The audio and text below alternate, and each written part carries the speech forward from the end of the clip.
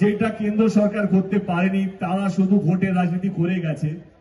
আমাদের নেত্রী, আমাদের অভিষেক বাবু, তারা ভোটের রাজনীতি করে না।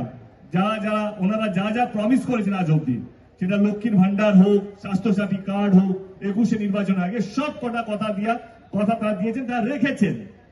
এবং ঘাটাল মাস্টার প্ল্যানটা, যেটা মানুষের স্বপ্ন নয়, মানুষের লড়াই করার একটা ছিল, মানুষ যন্ত্রণায় ভুগত যখনই বেশি বৃষ্টি হতো, সেই যন্ত্রণাটা আমি 10 বছর ধরে বুঝেছি। এবং আমি অসংখ্য ধন্যবাদ জানাবো, যেহেতু অভিষেক বাবু আমার সামনে আছেন, কে এই স্বপ্নটাকে সত্যি করার জন্য।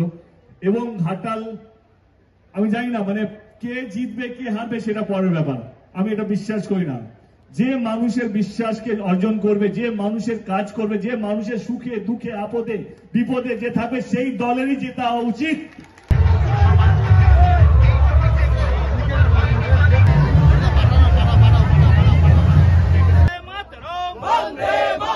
আমরা কারা বলছে কারা